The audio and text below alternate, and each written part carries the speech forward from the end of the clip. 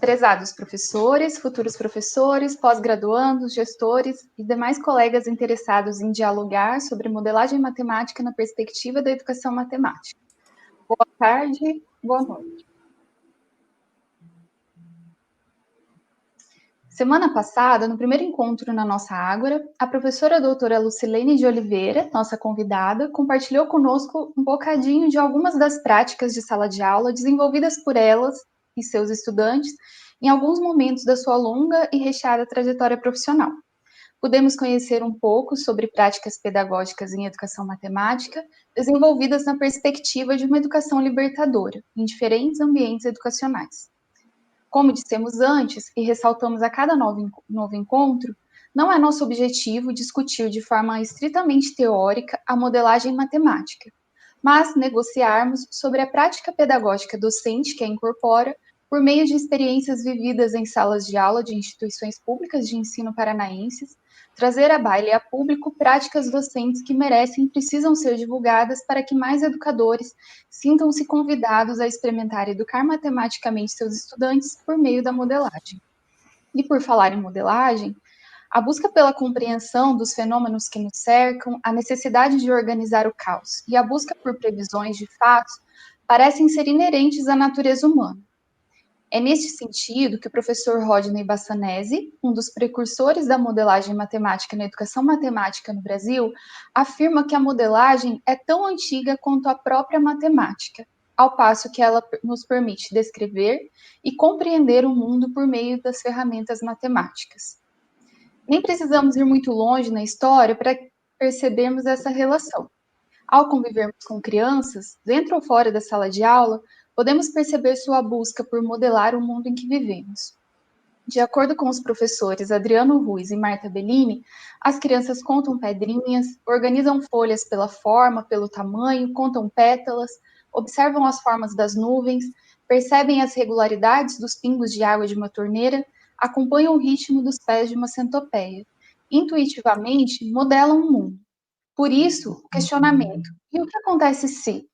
Soa bastante familiar àqueles que convivem com crianças. Então, hoje, para que possamos entender um pouquinho sobre o movimento da modelagem matemática, seu lugar no campo da matemática aplicada, onde ela nasceu, cresceu, tomou forma, ganhou espaço, e na educação matemática, onde ela assume outras compreensões e sentidos, convidamos duas ilustres professoras doutoras, Juliana Verga Shirabayashi e Lilian Akemikato.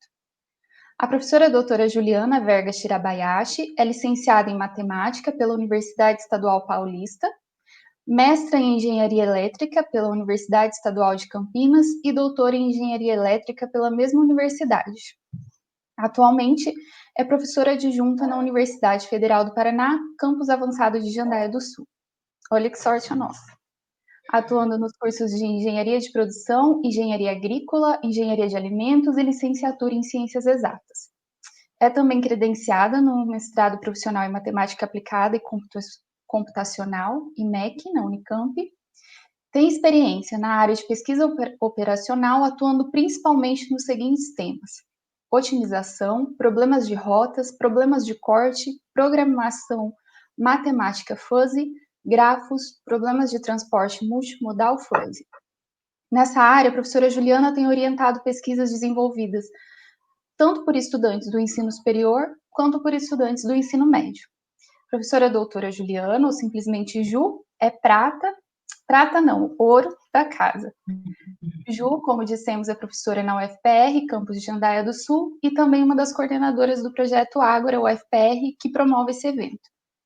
Bem-vinda ao outro lado do evento, Ju. E junto à professora Juliana, na tarde e noite de hoje, a professora doutora Lilian Akemikato. Professora Lilian é graduada em Matemática pela Universidade Estadual de Maringá, mestre em Matemática pela Universidade de São Paulo, doutora em Matemática Aplicada pela Universidade Estadual de Campinas e tem pós-doutorado em Educação Matemática pela Unesp de Rio Claro. Atualmente é professora associada da Universidade Estadual de Maringá, atuando como docente no Departamento de Matemática, no Programa de Pós-Graduação em Educação para a Ciência e a Matemática e no mestrado profissional em Ciências Ambientais. Tem experiência na área de matemática, com ênfase em biomatemática, atuando principalmente nos seguintes temas: modelagem matemática, ensino de ciências e educação matemática. Dentre as inúmeras atividades vividas e coordenadas pela professora Lilian, sempre animada, disposta e criativa, precisamos e queremos enfatizar que ela é líder do GMA, Grupo Interdisciplinar de Estudos sobre Modelagem e Educação Matemática, de onde vem cerca de 80% dos professores que apresentarão suas experiências nesse evento. E os frutos dos frutos desse grupo também. Essa é a nossa mãe acadêmica, minha, do Wellington, que está aí, e de muitos outros professores que passarão pela nossa Ágora. Bom, dando início então às falas de hoje, a professora Juliana contará um pouco do que vem pesquisando com modelagem no âmbito da matemática aplicada. Por meio da sua fala, poderemos tomar contato com os modelos matemáticos e seu papel no processo de modelagem no campo da matemática aplicada. A partir da sua fala, conversaremos com a professora Lilian. Ela falará um pouco sobre a modelagem matemática na sociedade e na perspectiva do ensino de matemática por meio de alguns episódios exemplares. Desejamos a todas e a todos um ótimo encontro, sejam bem-vindos, e a Ágora é toda sua, Ju.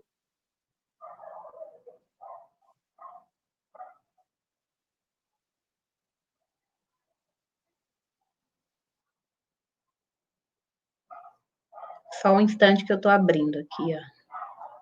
Compartilhamento.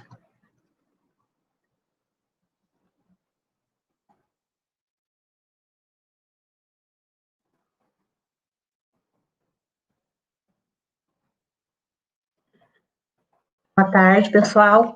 Então, como a professora Bárbara mencionou, eu falarei um pouquinho sobre a modelagem na matemática aplicada, a partir dos problemas que eu trabalhei no mestrado e no doutorado. Se houver qualquer problema, não estiverem me ouvindo, alguém me comunica aí, por gentileza. Então, eu vou falar um pouquinho dessa modelagem na matemática aplicada, utilizando a teoria dos conjuntos fuzzy. Já veremos o que é isso. Bom, então, uma motivação que nos leva a estudar a teoria dos conjuntos fuzzy e modelos da realidade é essa frase do Einstein, que diz que tão próximas as leis da matemática estejam da realidade, menos próximas da certeza elas estarão.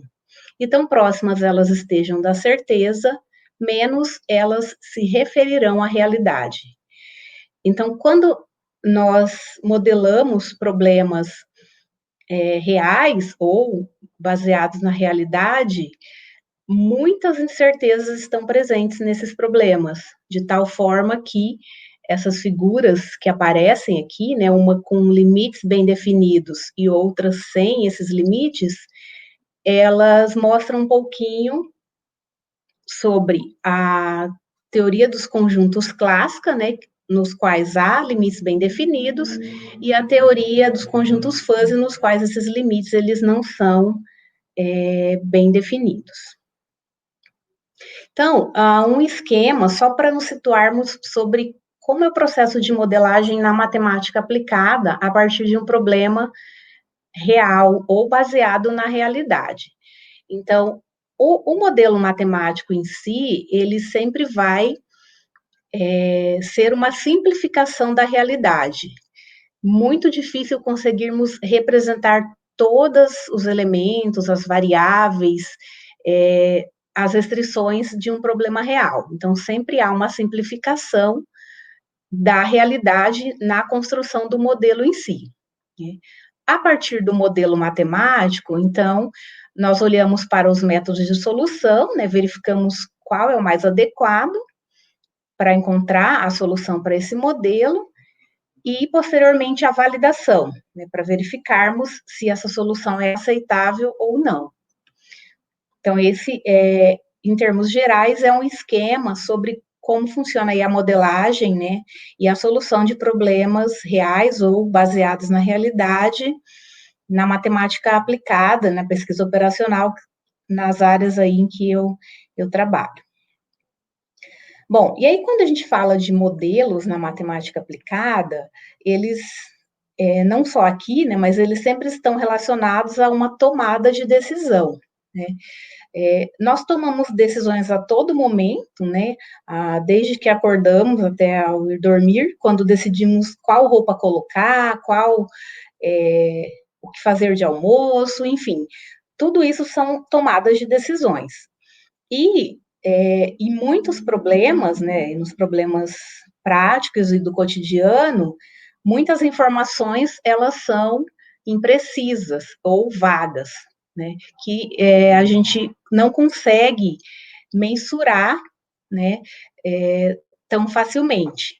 Nem sempre vai ter um certo ou um errado, né, nessa tomada de decisão cotidiana ou em problemas reais, e então nós temos que lidar com termos com incertezas, informações vagas e ambiguidade.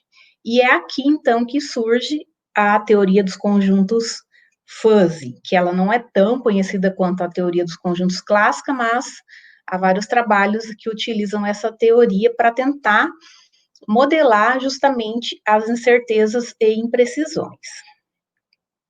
Então, algumas incertezas do dia a dia, né? Quando alguém fala, siga em frente a alguns metros, o termo alguns metros, ele é um termo incerto, né? Pode ser 1 metro, ou pode ser 10 metros, ou ainda 100 metros, ou, enfim, aqui é um termo incerto, impreciso, né? Preciso perder alguns quilos para ficar bem. Muito recente essa frase na quarentena aí. Então, o que é alguns quilos? Depende, né, da pessoa em si. Palavras como alto, magro, velho, jovem, né? Então, coisas do nosso dia a dia que estão aí regadas de incerteza. Então, o conceito fuzzy, ele pode ser entendido como uma situação onde a gente não pode responder sim ou não, né? Simplesmente sim ou não. Então, ele tenta modelar o talvez, aí, né? As incertezas em si. Então, a teoria dos conjuntos fuzzy, só para um breve histórico, ela começou, né, a surgir em 1930, com o filósofo Jean Lukasiewicz, quando ele estudou termos do tipo quente, alto, baixo, e ele propôs que haveria graus de pertinência relacionado com esses termos. Mas somente em 65 é que essa teoria, ela de fato ficou conhecida, a partir de um trabalho do Zadeh, né, que foi publicado na revista Fuzzy Sets, e no qual ele definiu conjuntos fuzzy, relações entre conjuntos fuzzy, e aí, a partir de então, essa teoria, ela passou a ser utilizada na modelagem matemática e também em outras áreas. E eu vou falar um pouquinho, então, rapidamente, sobre a otimização com incertezas, porque foram os modelos, né, os quais eu trabalhei tanto no mestrado quanto no doutorado, eles tratam de modelos de otimização, né, eu trabalhei com problemas de fluxo mútuo e problemas de transporte multimodal. Então, aqui a gente quer otimizar esses modelos. Então, quando a gente considera as incertezas, né, ou modela um problema de otimização usando a teoria dos conjuntos fuzzy, a ideia aqui é explorar os dados e informações que são incertos, imprecisos, né, e melhorar a qualidade das decisões a serem tomadas, aumentando, então, a robustez do modelo. Então, só para diferenciar, né, um conjunto clássico, os quais estamos bem habituados aí, um elemento, ele pertence ou não a esse conjunto, e a função característica, ou mais conhecida como função de pertinência, de um conjunto fuzzy. Então, aqui a gente tem que o elemento, ele pode pertencer, não pertencer, ou pertencer parcialmente a um conjunto. Então, a grande diferença está no pertencer parcialmente, né? Na teoria dos conjuntos fuzzy, um elemento ele pode pertencer a 2 conjuntos ao mesmo tempo, por exemplo. E aqui só para exemplificar, né, então, se nós fôssemos modelar a altura de uma pessoa utilizando a lógica clássica, nós temos limites bem definidos, né, que aqui é apenas um exemplo, eu defini que seria 1,70, a gente estaria aqui de baixo para médio, no 1,80 de médio para alto. Então, nesse contexto, nós podemos dizer que quem tem 1,81 é considerado alto, e quem tem 1,79 é considerado médio. Observem que são alturas bem próximas, né, e eles estão em conjuntos diferentes aqui. Ao passo que, com a lógica fuzzy, nós podemos considerar que quem tem 1,81 tem um grau de pertinência ao conjunto alto, mas também tem um grau de pertinência ao conjunto médio. E o mesmo vale para quem tem 1,79. Então, os elementos, eles pertencem a mais de um conjunto, não somente a um conjunto. Então, essa função triangular, né, que aparece aqui, ela é definida, né, tem uma equação toda matemática que não nos importa tanto agora, mas só para título de conhecimento. Aqui a representação em forma de triângulo mesmo. Esses limites que aparecem aqui,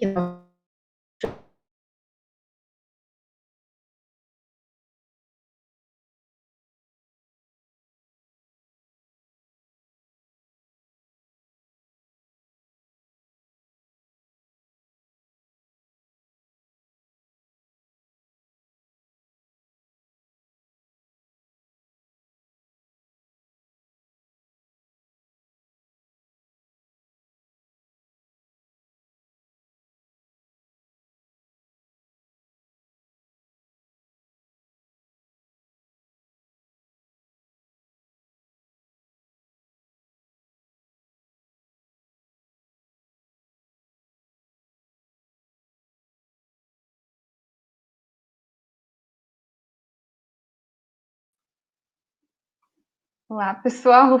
Só um minutinho, a professora Juliana teve um problema com a internet, mas ela já está voltando.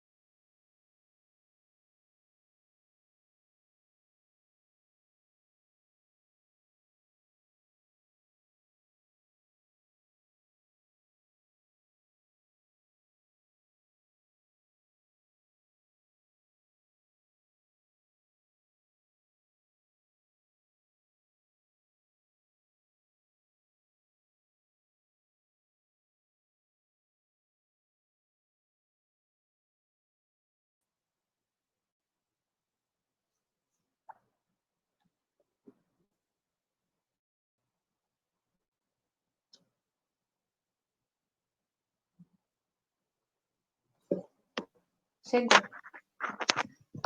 A internet aqui, o Wesley veio me avisar. Acontece, Ju.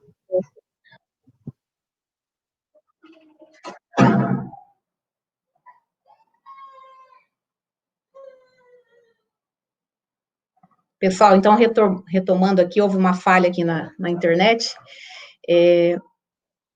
Eu não sei até onde vocês me ouviram, mas eu estava falando sobre os modelos de otimização, né, em que nós queremos maximizar ou minimizar algo que a gente chama de função objetivo, sujeito às restrições, aí depende do problema que estamos lidando. Quando nós trabalhamos com parâmetros, né, fuzzy, então, um ou mais parâmetros podem ser considerados incertos. Nesse caso aqui, por exemplo, a gente pode considerar os coeficientes da função objetivo, que podem representar custo, tempo, né, as capacidades, né, de alguma variável. Então, a gente pode considerar esses parâmetros como sendo parâmetros fuzzy. Aqui, na minha apresentação, sempre que tiver um tio em cima, representa um parâmetro fuzzy.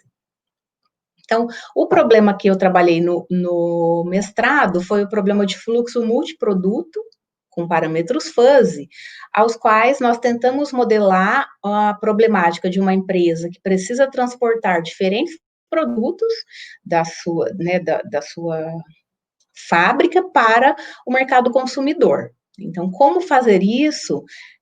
Gastando o mínimo possível. Então, o objetivo é minimizar o custo nesse caso, né? Então, esse problema, ele tem diferentes restrições, né, várias que, como eu já disse no início, a gente faz uma simplificação, né, do modelo em si. Então, o que nós consideramos como restrição foi a questão da capacidade dos arcos, pensando na capacidade de caminhões que transportam, ou ainda na questão das rodovias, né, então essa capacidade, ela pode representar tanto a capacidade de um caminhão, quanto da rodovia, e o objetivo, ao resolver esse problema, é determinar o fluxo desses produtos, né, a um custo mínimo, atendendo às restrições, né, tanto de capacidade de arco, quanto de conservação de fluxo, né, então, conservação de fluxo aqui significa que tudo que sai da minha origem, da minha fábrica, tem que chegar no mercado consumidor, não pode se perder nada aí pelo caminho. Essa é a ideia aqui. Então, a gente utiliza a teoria de grafos, né, onde os nós representam a fábrica e o mercado consumidor, e o arco representam as ligações entre elas. Então, trazendo para o nosso contexto, os nós seriam, por exemplo, nossas casas, e usar a nossa casa, ou, por exemplo, shopping, comércio, que agora a gente não pode ir, mas enfim. E os arcos representam as ligações, né, entre a minha casa e o mercado, por exemplo. E aí aqui é o modelo em si, né, eu não vou me ater muito a ele, mas o que nós consideramos, então, como parâmetro fuzzy foi o custo de transporte, então, de eu sair do nó I para o nó J e transportar o produto K, e a capacidade, né? Então, esses foram os parâmetros que nós consideramos como incertos. Então, o custo, ele carrega em si incertezas, porque ele depende de muitos fatores, os quais a gente não consegue mensurar todos, e a capacidade, porque também depende do tipo de caminhão, ou da via, do dia, do local. Tá? Então, aqui uma representação, né, do problema em si, os nós e os produtos que nós queremos transportar. No doutorado, eu trabalhei um pouco com problemas de transporte multimodal. Então, aqui a ideia é quando nós temos vários modos de transporte, né, por exemplo, carro, trem, ônibus, metrô, e como que a gente utiliza desses meios de transporte de forma a minimizar o nosso tempo de viagem, né? Em geral, quando nós fazemos uma viagem, ou no dia a dia para o trabalho, nós queremos chegar no nosso destino o mais rápido possível. Então, a ideia aqui foi essa, levando em consideração os meios de transporte disponíveis em São Paulo, né, que lá tem trem, metrô, ônibus, táxi, enfim. E considerando também que fora do Brasil, muitas pessoas deixam o carro num determinado ponto, ou a bicicleta, enfim, e utilizam outros meios de transporte, né? Então, aqui no Brasil, a gente considera que quando saímos com o nosso próprio veículo, a gente vai até o destino final com ele, mas isso não funciona fora daqui, né? É muito comum as pessoas deixarem o carro em um determinado estacionamento, por exemplo, tá? E aqui, então, os usuários podem utilizar diferentes meios de transporte e, obviamente, ninguém quer ficar mudando de meio de transporte a todo momento, né? Então, a ideia foi como lidar com isso, né? E muitas informações nesse problema, elas são incertas, ele é bem complexo, então, também houve uma simplificação da realidade. Então, aqui, esse seria o modelo clássico, né, para multimodal, e o que a gente fez foi considerar cada modo de transporte representado por um grafo, né, com nós e arcos, e o grafo total aqui é a união de todos os meios de transporte, né. Nós consideramos também, aqui que nós chamamos de arcos de transferência, é quando, por exemplo, o usuário, ele desce do metrô, caminha até a estação de trem. Então, esse caminhar é um arco de transferência no caso. Então, aqui seria o modelo que nós utilizamos, né, adaptamos de outros da literatura. Então, o tempo de viagem nós consideramos incerto, e além disso, nós consideramos que ele depende do fluxo de pessoas, de passageiros no arco, né, ou de veículos, porque isso é o que acontece na prática mesmo, né, então, em horários, há alguns horários, né, que são os horários de pico, em que há maior fluxo, né, e acontece congestionamentos a depender da cidade. Então, esse é um parâmetro muito, bem preciso, então, por isso utilizamos a teoria dos conjuntos fuzzy. Também utilizamos na capacidade pelo mesmo motivo. E aí, o tempo de viagem, nós utilizamos uma função que modela, que leva em consideração o fluxo e a capacidade da via, por exemplo. Então, se não tiver ninguém passando na via naquele momento, o tempo de viagem vai ser menor do que se tiver 10 carros. E aí, só para exemplificar, graficamente, então aqui como se nós tivéssemos 3 modos de transporte, temos as ligações entre eles, e aí o que a gente fez foi utilizar, né, de métodos matemáticos para resolver um problema desse tipo. Outras aplicações que utilizam, né, conceitos fuzzy, por exemplo, a máquina, né, da Samsung,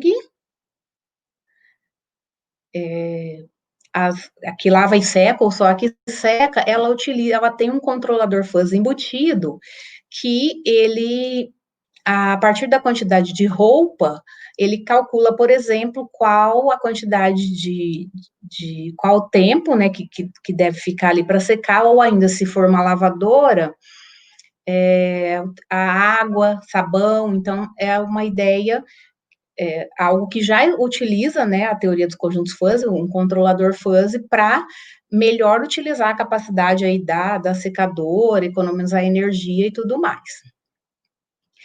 Há também controladores fuzzy em plantas industriais para controlar a temperatura interna, né? E vou falar um pouquinho também da lógica, né, da teoria dos conjuntos fuzzy na educação básica. Apesar de não ser tão conhecida e tão estudada quanto a lógica clássica, a lógica fuzzy, ela também tem sido, né, estudada aí através de projetos de C, ou mesmo experiências em sala de aula, na aplicação de exemplos, né, do cotidiano.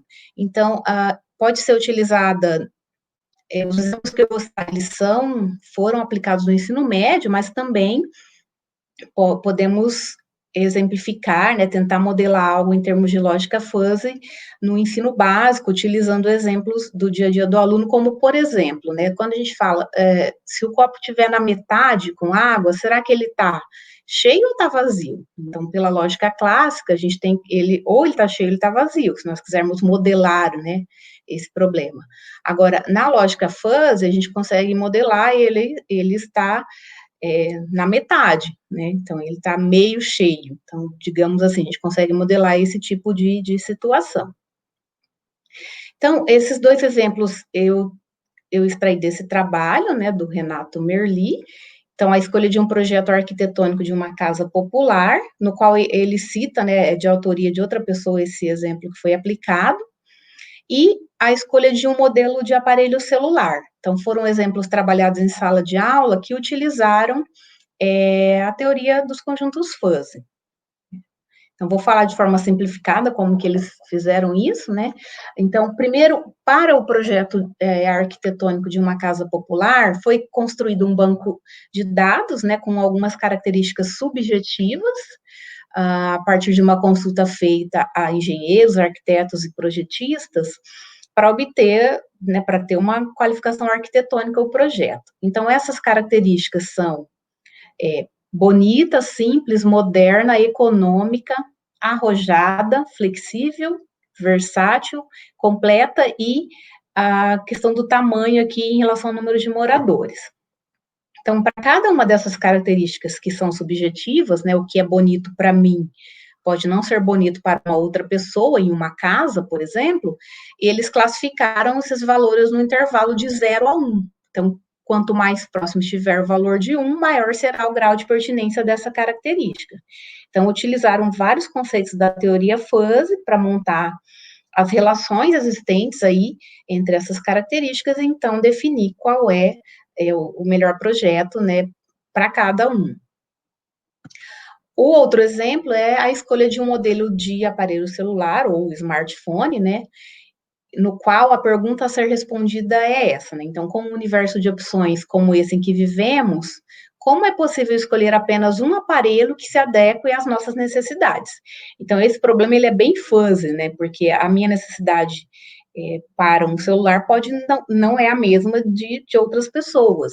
Então, aqui as características foram levantadas por consumidores, que no caso são alunos do segundo ano do ensino médio de uma escola pública, e eles levantaram essas características, né? Valor, marca, design, qualidade da câmera, capacidade de armazenamento, tamanho e qualidade da tela, o sistema operacional, peso e resistência à água.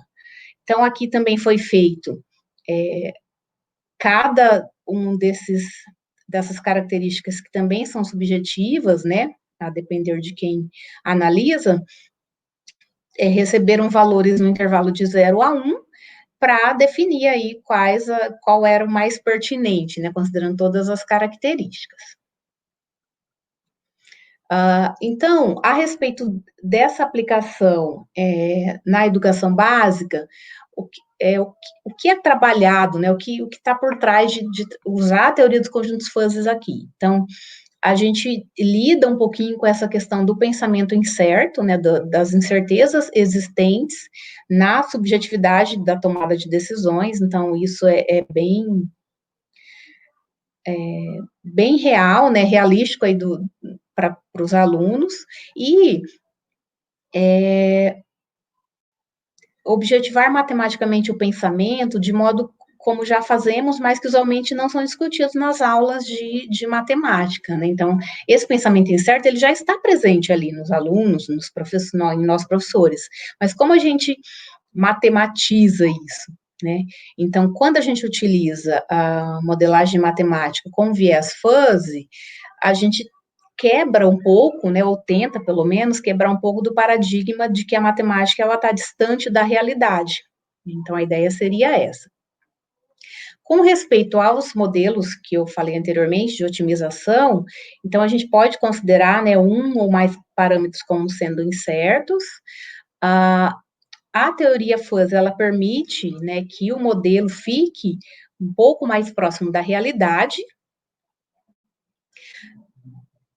e para os problemas apresentados, né, que eu apresentei lá, a gente pode resolver tanto o problema em si na forma fuzzy, e aí adaptar os métodos existentes, né, ou transformar na forma clássica. Então, todos foram resolvidos na forma fuzzy.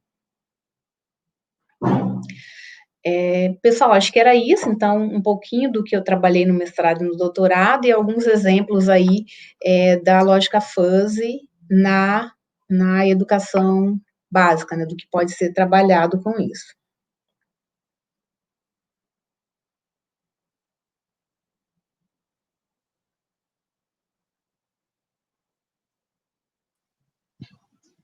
Obrigada, professora Juliana. Ju?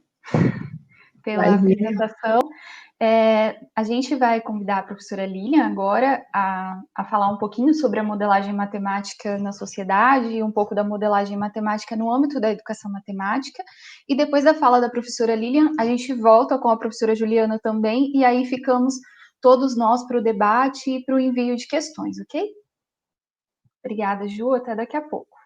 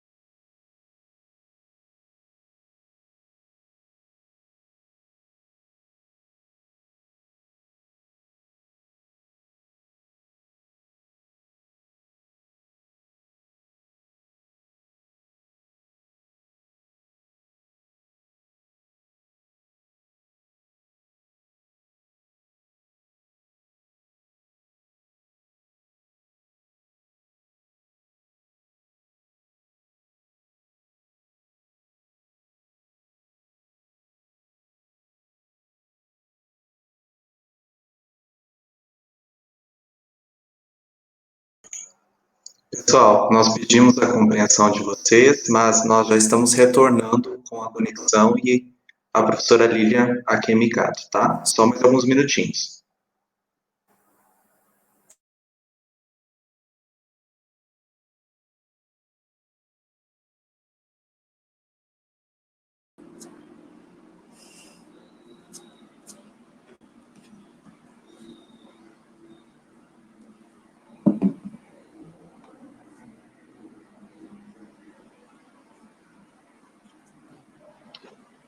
Bem-vinda de novo, Lilian.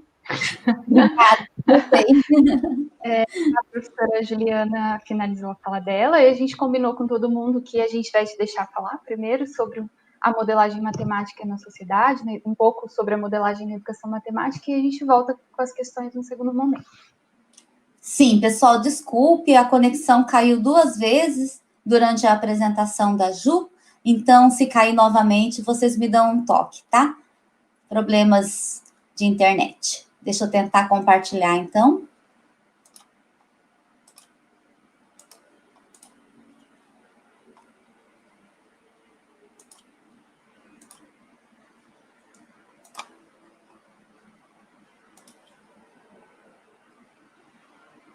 Bárbara, pode me dar um retorno? Você tá ok?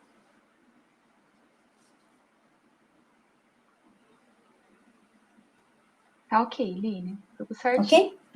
Então tá.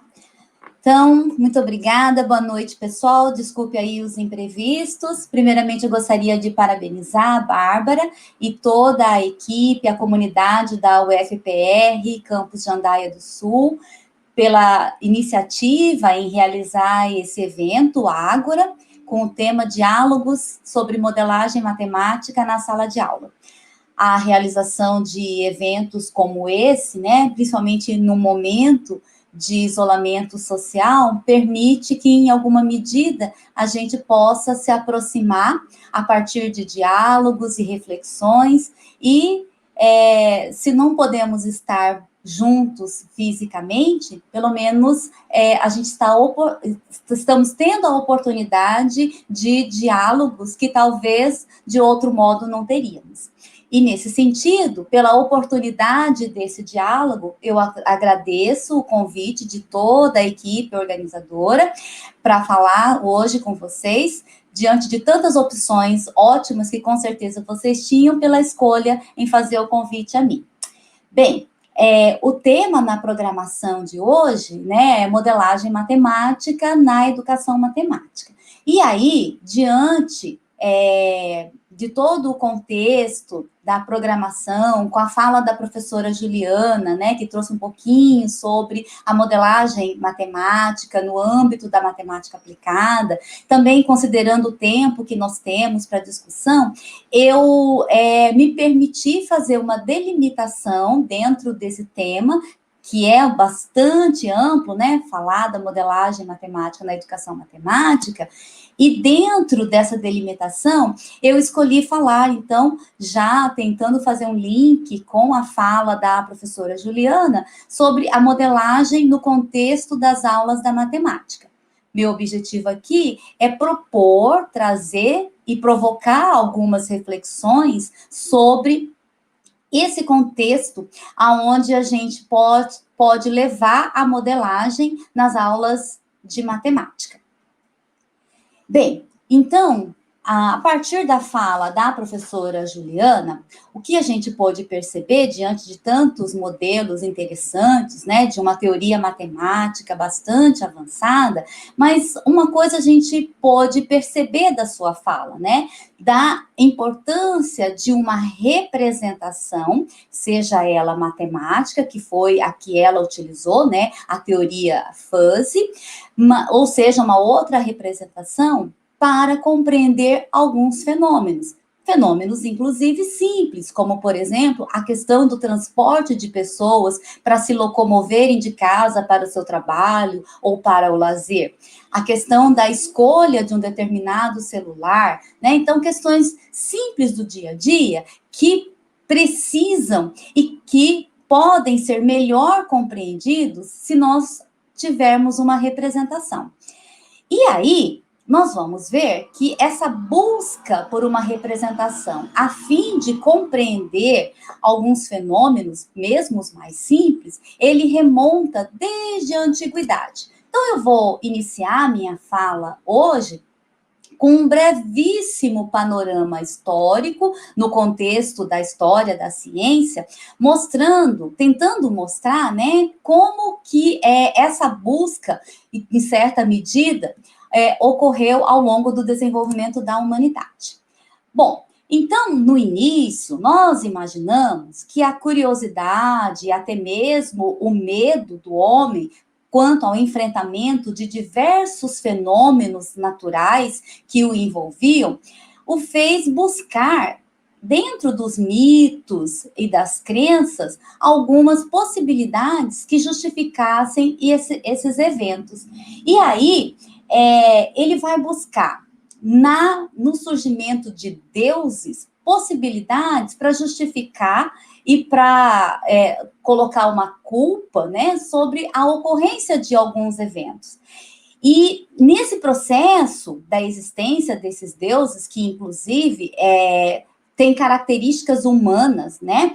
A gente vai ver, por exemplo, que Zeus, que é o deus do trovão, deus dos raios, é um deus muito forte, com características físicas bastante fortes, né? E, inclusive, esses deuses possuem personalidades, assim como os humanos. Então, sentem medo, sentem amor, sentem raiva, né? E alguns deuses protegem mais um evento do que outro, eles relacionam entre si, né? E desses relacionamentos, das intrigas desses relacionamentos, é que a gente vai ver a justificativa dada pelos homens, né? Para a ocorrência de alguns eventos naturais, né? E aí vai ser pela adoração a esses deuses, né? Que ocorreu ao longo de muitos anos, né? Que o homem tenta controlar a ocorrência desses fenômenos.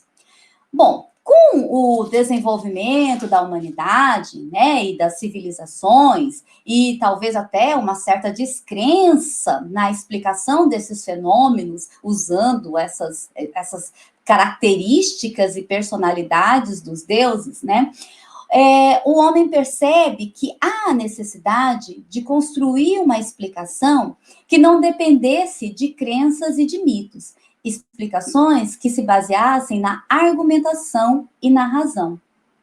E aí, Numa das perspectivas da história da ciência, a gente atribui as primeiras civilizações clássicas dos gregos, né, as primeiras tentativas de explicações racionais para as coisas que cercavam o mundo.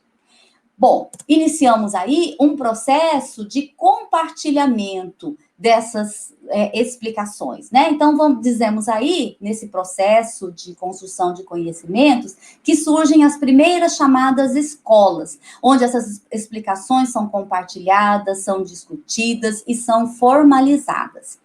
Explicações sobre as diversas formas como os fenômenos ocorrem e como que esses fenômenos podem ser descritos a partir de explicações que fossem racionais.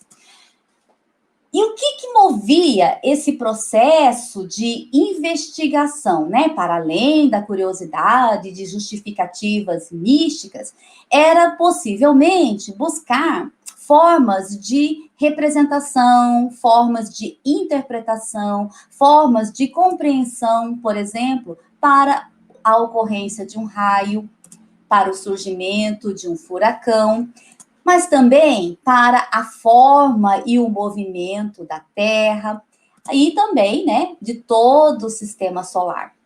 Com isso, o homem percebe a necessidade de construir instrumentos que o possibilitassem enxergar elementos característicos desses fenômenos que não poderiam ser vistos a olho nu.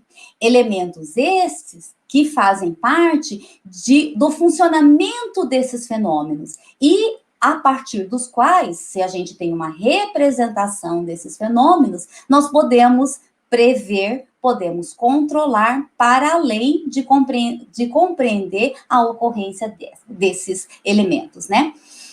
Então, essa representação para todas essas questões que envolvem esses fenômenos, para todos os elementos constituintes desse fenômeno, é o que nós vamos chamar de modelo.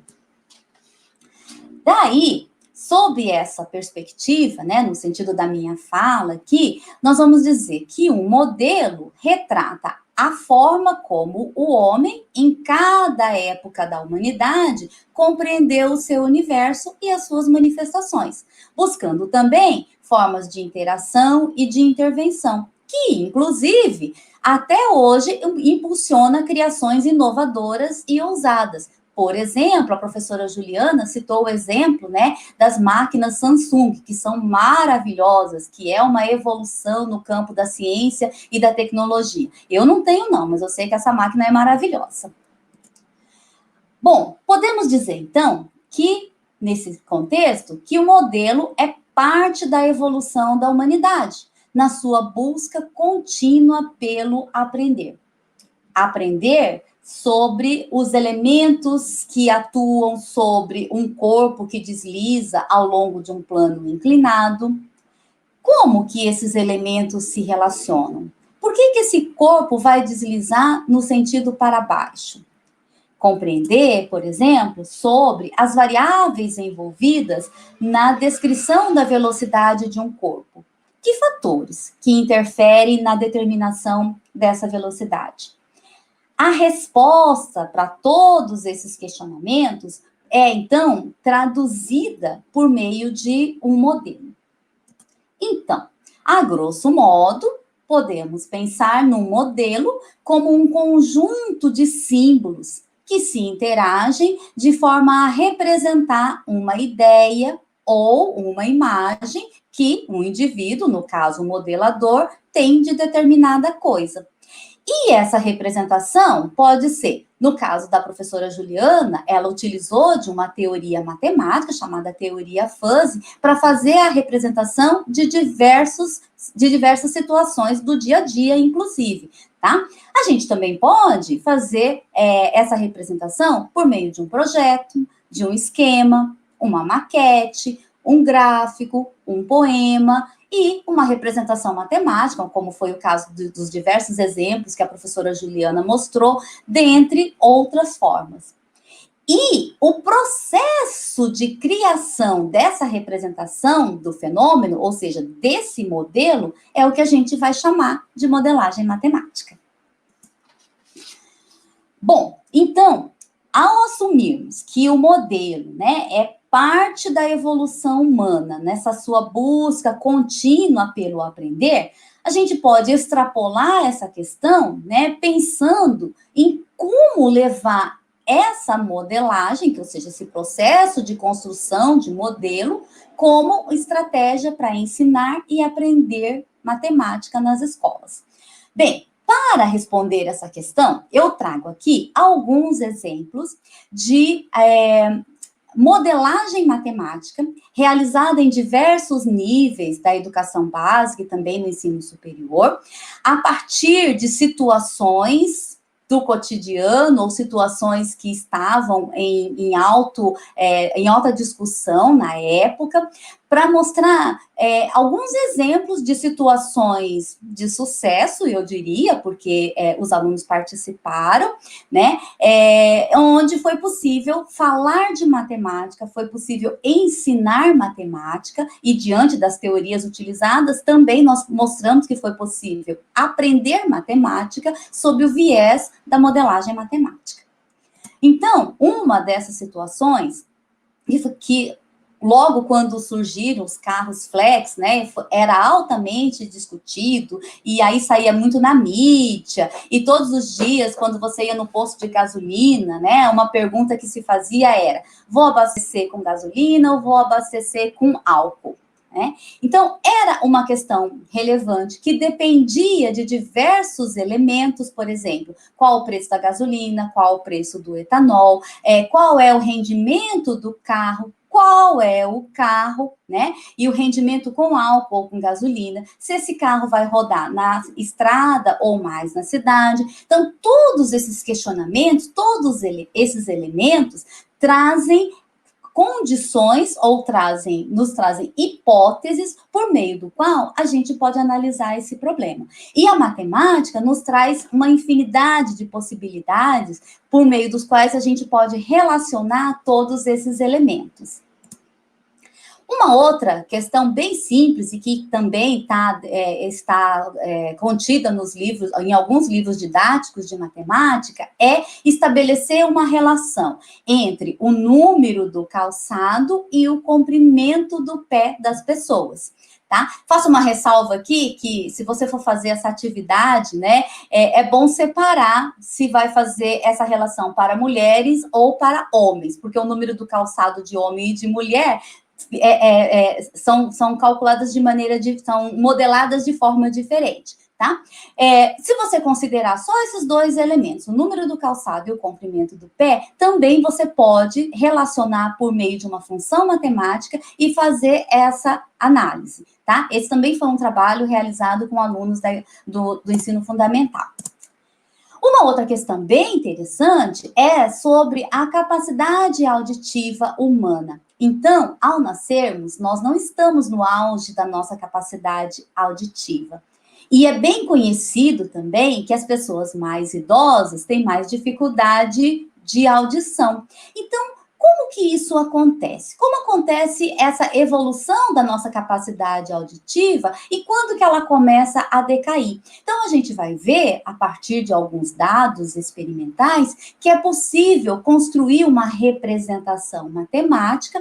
Nesse caso, a representação utilizada foi uma função polinomial de grau 2, cujo gráfico é uma parábola com concavidade voltada para baixo, porque a capacidade auditiva ela aumenta até uma certa idade, em geral, quando a gente é bem novo, e depois ela começa a diminuir, tá? Então, quando vocês encontrarem uma pessoa bem idosa pela frente, é normal que a gente precise falar mais alta com ela. Comigo já precisa falar mais alto que o normal mesmo, né? Então, isso é natural, não é que a pessoa tá ficando esclerosada, não, tá? Uma outra questão que sempre esteve em grande discussão nas escolas refere-se à expectativa de vida de um indivíduo em função da idade na qual ele inicia sua vida no fundo, Tá? Esse foi um problema que foi discutido no 9º ano do ensino fundamental, tá? E bem interessante, porque eles estão entrando naquela fase da adolescência, querendo conhecer coisa nova, e você olhar a partir de um gráfico, de uma função, o quanto que a expectativa de vida se reduz, quanto mais cedo você inicia no fumo, traz, no mínimo, algumas reflexões, momentos para se pensar sobre essa questão. Esse é um problema bem interessante, quem trabalhou esse modelo foi a Bárbara, depois vocês podem perguntar mais para ela os detalhes, que refere-se a uma análise quanto à quantidade de pele que nós temos. Parece até uma questão insignificante, mas se um dia você for visitar um hospital de queimados, você vai ver o quanto que esse assunto é importante. Inclusive, na literatura médica, existe uma régua aonde você marca de um lado a altura, do outro lado o peso, você traça um segmento de reto unindo esses dois pontos, ele vai interceptar um eixo que marca mais ou menos uma previsão, né, da quantidade de pele que esse indivíduo tem. Claro que há uma variação, mas, apesar de poder ser estudado por meio de função, esse problema também mostra quanto de geometria que pode ser estudado a partir do nosso corpo humano, né? Então, por exemplo, o nosso tronco é mais parecido com um cilindro, com uma esfera, com um elipsoide ou com um hiperboloide. Esse é o sonho de todas as mulheres.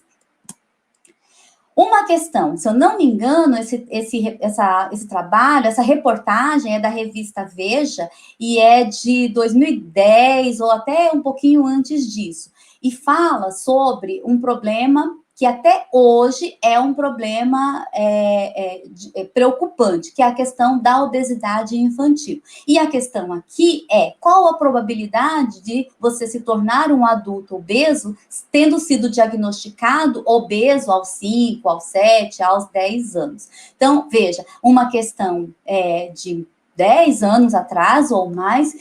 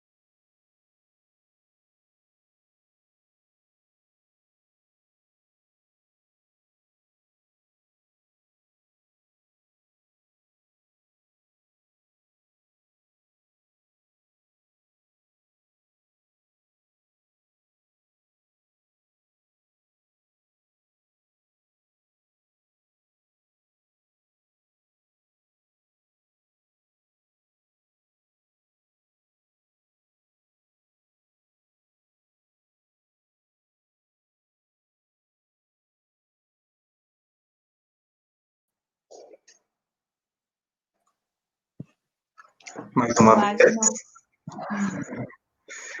Nesse momento, a gente fica dependente da tecnologia, né?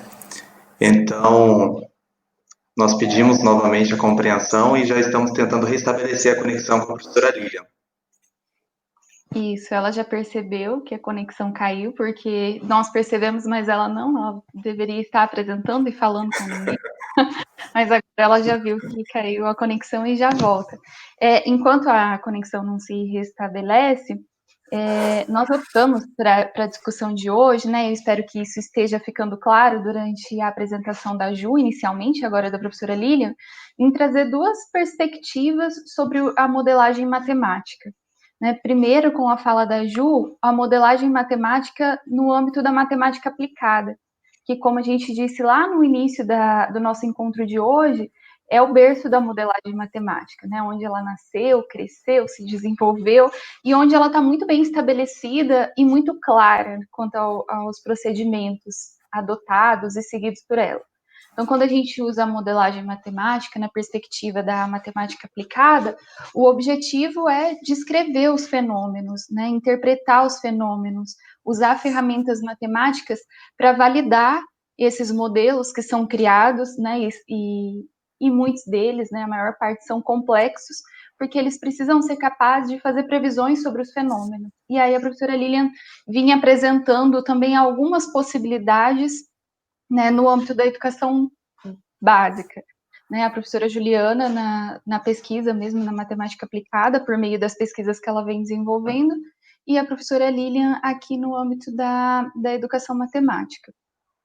Para quem não está familiarizado, né, com a modelagem matemática, para quem está chegando agora e nunca discutiu sobre ela, então a nossa ideia no encontro de hoje é tentar estabelecer relações, né, e a essência da modelagem, que embora tenha nascido no âmbito da matemática aplicada, tem muitas conexões, né, e é aí o nosso berço quando a gente fala sobre modelagem no âmbito da educação matemática, e quando a gente usa a modelagem para ensinar matemática nos diferentes níveis de ensino.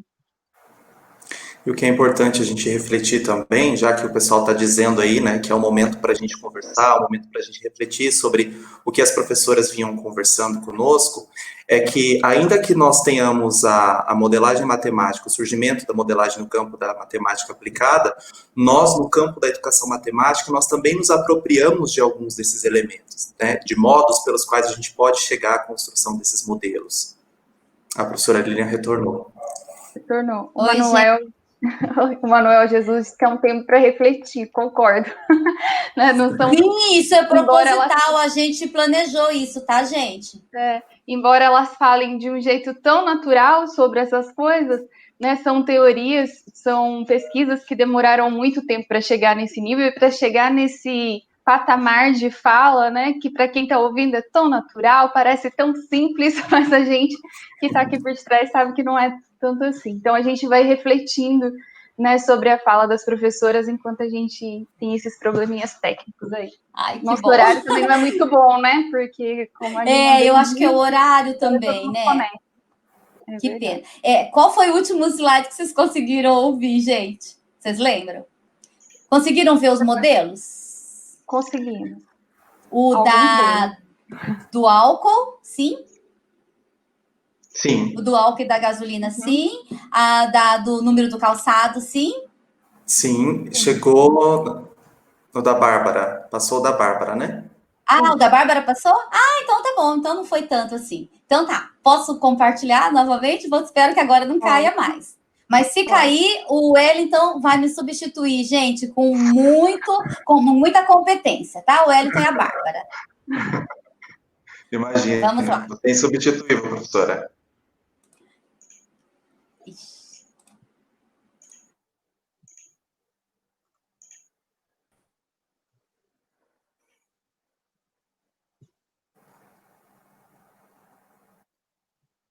Paramos na obesidade, né?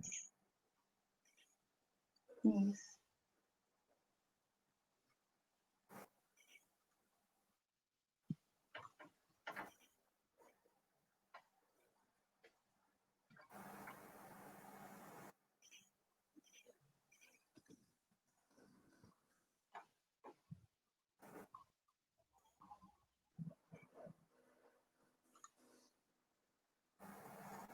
Acho que ela travou, né?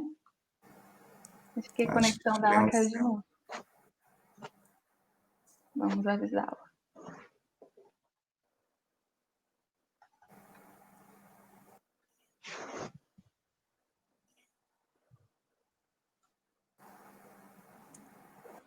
Me dá um retorno aí, Bárbara. Tudo bem, então? Tudo bem, pode continuar, professora. Agora sim. Ai, diz que travou aqui. Então tá. A apresentação só, Lilian, mas acho que está carregando. Tá carregando? Tá. Se você quiser tentar compartilhar de novo, de repente ela carregue mais rápido. E agora, tá aparecendo? Não, né? Ainda não. Ele tá dizendo que o streaming travou, não está respondendo.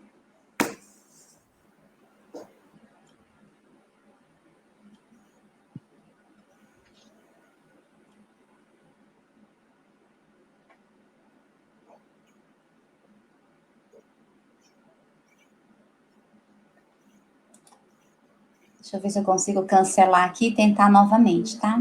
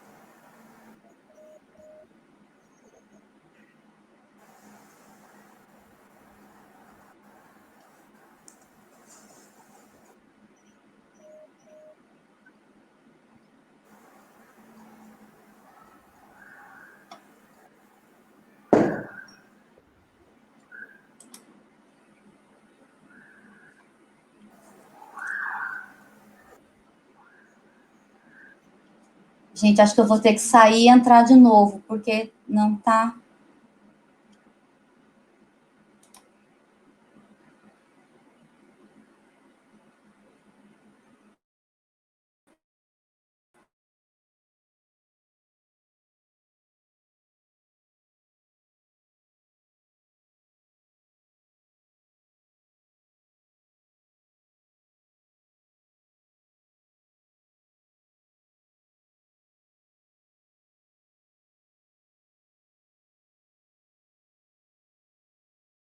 Tá novamente.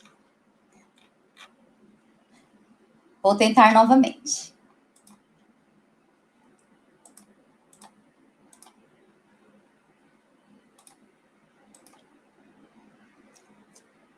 Sim, tá aparecendo? Agora tá. Sim. Bom, eu tinha acabado de falar desse modelo, né? Eu terminei de falar? Bom, mas enfim, então esse é um problema onde a gente discute por meio da matemática, né, formas para fazer estimativas para a quantidade de pele que a gente tem, tá? E aí você pode explorar quanta geometria que tem no nosso corpo humano, né? Um outro modelo, eu falei aqui para mim, vocês não puderam ouvir, me desculpem, né? Trata-se sobre a questão da obesidade infantil. Então, essa é uma reportagem que saiu, se eu não me engano, em 2010, ou até um pouquinho antes, que mostra a preocupação da obesidade infantil e qual é a probabilidade de um adulto se tornar um adulto obeso quando diagnosticado com obesidade em alguma faixa etária durante a sua infância, tá? Então, observa, esse é uma situação que foi motivo de reportagem há 10 anos atrás e que se mostra ainda premente e em discussão até os dias de hoje. E como bem lembrou a professora Juliana, né, em época de pandemia, todo mundo está preocupado com isso também. Então, para além desses exemplos que eu trouxe aqui, né, tantos outros temas que a gente pode discutir na sala de aula. Entre eles, a questão da propagação do Covid-19. Né? Eu trouxe aqui uma reportagem, nem me preocupei em trazer a fonte, nem de que capital que ele está falando, tá? Mas é uma reportagem de uns 10 dias atrás, que fala que os casos de Covid-19 dobram nas capitais a cada 5 dias e meio, né? Olha que informação interessante para ser tratada por meio da matemática. Então, como que isso evolui? O que significa esses 5 dias e meio? Quantas pessoas estão envolvidas, né? E quando a gente fala de pessoas envolvidas, né, temos as consequências dos casos de Covid-19, a produção de lixo, a produção de máscara, a questão do emprego, a questão salarial, a questão da depressão e a própria questão das escolas. Tá? Então, isso foi só para mostrar diversas formas como a gente pode levar para a sala de aula e discutir matemática por meio da modelagem matemática. Bom, mas temos, apesar de todos esses exemplos, que eu considero exemplos de sucesso, né, isso não nos exime de dificuldades, de dúvidas, quando a gente é professor e pensa em fazer uma atividade diferente com os nossos alunos, porque a gente também não, mais do que eles, a gente precisa se preparar para esse momento. E aí, as pesquisas sobre modelagem matemática, na educação matemática, vêm se preocupando nos últimos anos, tentando refletir um pouco sobre essas dúvidas, sobre essas dificuldades, tá? Então, eu trouxe aqui algumas desses questionamentos que foram e ainda são temas de diversas pesquisas no âmbito da educação matemática e que não foram respondidas totalmente, mas que mostram que essas preocupações extrapolam as questões individuais de ansiedade de cada um, tá? Algumas delas, né? Que conteúdos que podem ser trabalhados quando a gente vai fazer modelagem matemática na sala de aula? Em que nível escolar que as atividades de modelagem se mostram mais ou menos adequadas? Qual o papel do professor quando ele propõe essas atividades? E como cumprir o currículo que se mostra obrigatório no dia de hoje, quando a gente leva a modelagem matemática, uma atividade, e que talvez o conteúdo que surja não esteja contido no currículo previsto para aquele momento? E quantas outras dúvidas? Bom, como eu disse para vocês, existem diversas pesquisas que visam discutir, refletir sobre essas questões, né? Então, assim como essas pesquisas não trouxeram uma resposta única para essa problemática, eu também não tenho uma única resposta. No entanto, para fins de reflexão aqui dentro do nosso grupo, eu gostaria que nós pensássemos nessas dúvidas a partir da questão 3, que fala sobre o papel do professor na sala de aula quando ele propõe uma atividade como, por exemplo, de modelagem matemática, né? E aí, eu gostaria que nós pensássemos, né, sobre quem nós somos e qual é o nosso papel na sala de aula. E eu entendo assim, principalmente nesse momento, é um momento de reflexão, né, em que a gente está sendo tão cobrado dos mais diversos locais, desde idolatrados até apunhalados.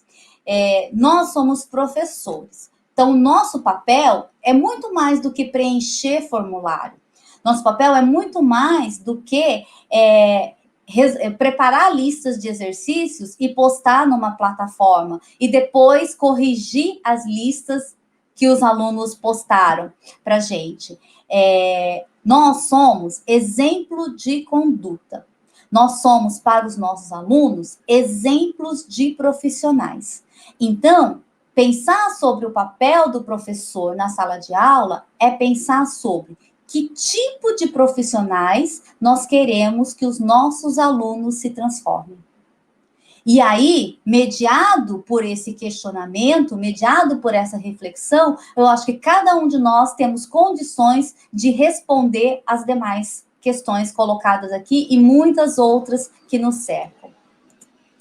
Bom, gente, apesar das intempéries aí, né, para finalizar, mas sem encerrar a discussão sobre esse assunto, que ainda vai longe dentro desse evento, né, a última questão que eu trago é: o que a gente almeja quando a gente se propõe a levar atividades de modelagem nas aulas de matemática? E aí eu fui buscar num autor, o Werner Bloom, um autor alemão que discute atividades de modelagem matemática na educação infantil e no ensino superior também, né? E aí, num trabalho dele, de 95, ele traz 5 argumentos para a inclusão da modelagem matemática no currículo da educação fundamental e na educação básica, que são a motivação, a facilitação da aprendizagem, a preparação para utilizar a matemática em diferentes áreas, o desenvolvimento de habilidades de exploração e a compreensão do papel da matemática na sociedade.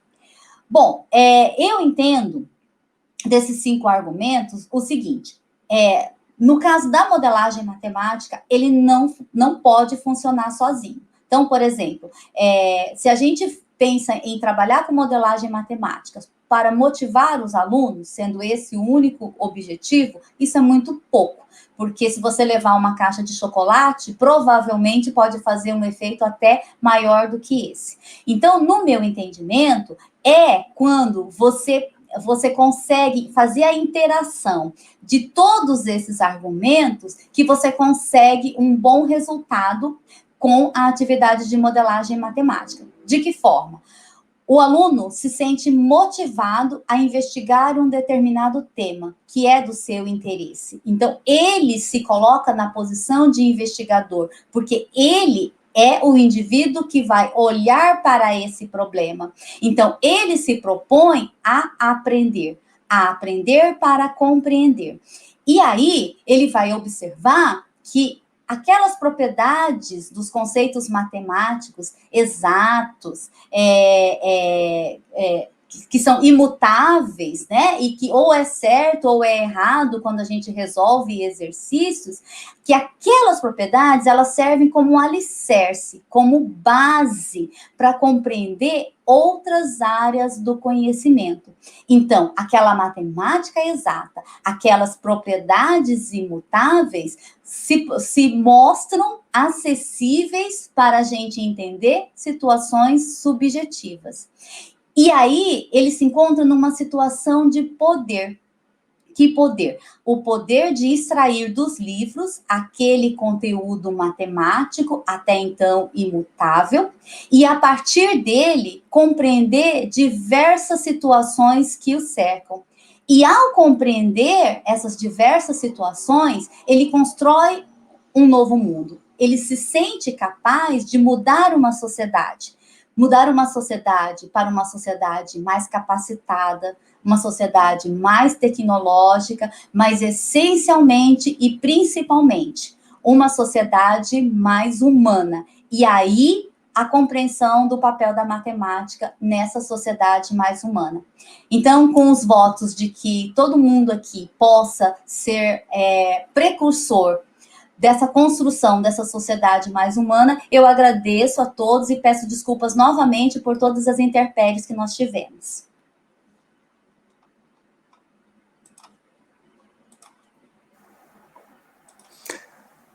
Bom, professora Lilian, professora Juliana, vamos aguardar aí a Juliana chegar.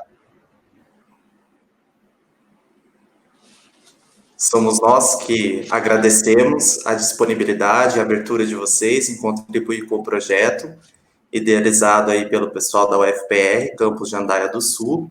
E certamente, quando nós falamos, né, dentro da proposta desse projeto, que é discutir, estabelecer diálogos sobre a modelagem matemática na sala de aula, nós podemos compreender que as duas falas, tanto da professora Juliana quanto da professora Lília, embora elas estejam em terrenos distintos, elas se complementam quando nós procuramos estabelecer diálogos sobre a modelagem matemática, né? Tanto que, utilizando dessa teoria fuzzy, né, a gente pôde perceber, através dos exemplos que a professora Juliana trouxe, a oportunidade e a possibilidade de desenvolver isso no contexto da educação básica, por exemplo, falando da sala de aula, especificamente nesse nível de ensino, né, nesses níveis de ensino.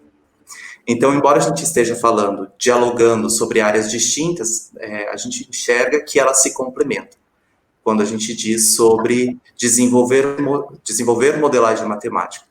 E como é importante pensar nessa proposta de desenvolver modelagem, trabalhar com matemática, para que a gente possa despertar uma formação mais crítica, e aí fazendo uma relação com a fala da professora Lucilene, no nosso encontro anterior, para que as tomadas de decisões, elas sejam certeiras, né, para que a gente tome decisões assertivas em relação aos distintos problemas que nós temos e as distintas situações que nós nos deparamos em cada atividade que nós exercemos no nosso dia a dia. Então, a gente agradece mais uma vez a participação de vocês e estamos abertos para dialogar, né, o pessoal tem feito alguns comentários aí no chat, então vamos ver o que o pessoal está conversando aí conosco. Bárbara, não sei se você quer colocar alguma coisa. Se vocês, professores, quiserem falar alguma coisa. Agradecemos também a professora Fran, né, que está aí desenvolvendo o seu trabalho de intérprete conosco.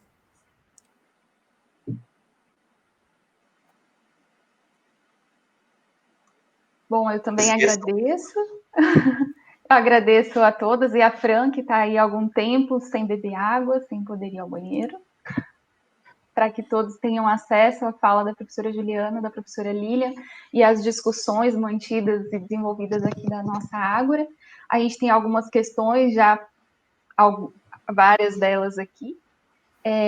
Se o Wellington, eu vi que você queria falar mais alguma coisa, mas eu posso fazer a pergunta? Pode falar, depois a gente fornece os recados.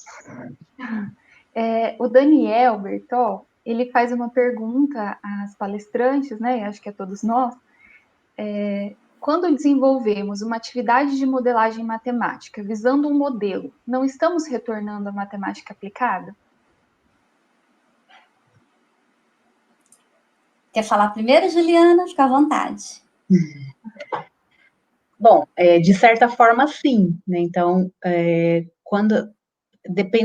a depender da situação, né, em que esse modelo é colocado, no contexto em si, a gente recai na matemática aplicada, ao meu ver. A professora Lilian tem mais experiência na parte de modelagem matemática nos diferentes níveis, talvez possa complementar melhor.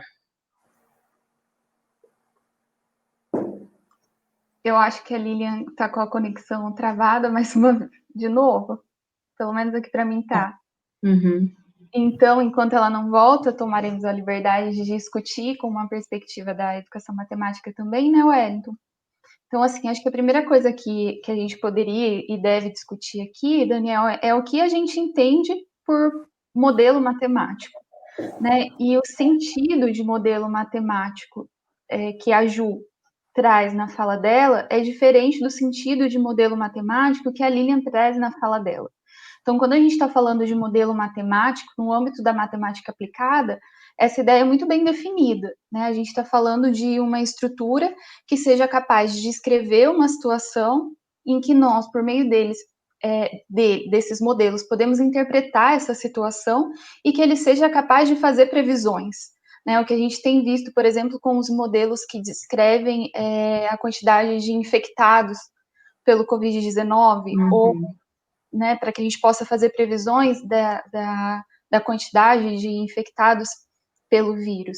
Quando a gente fala de modelo matemático, no âmbito da educação matemática, quando a gente está falando de modelo para ensinar matemática, esse modelo ele não precisa ser necessariamente capaz de fazer previsões sobre um fenômeno.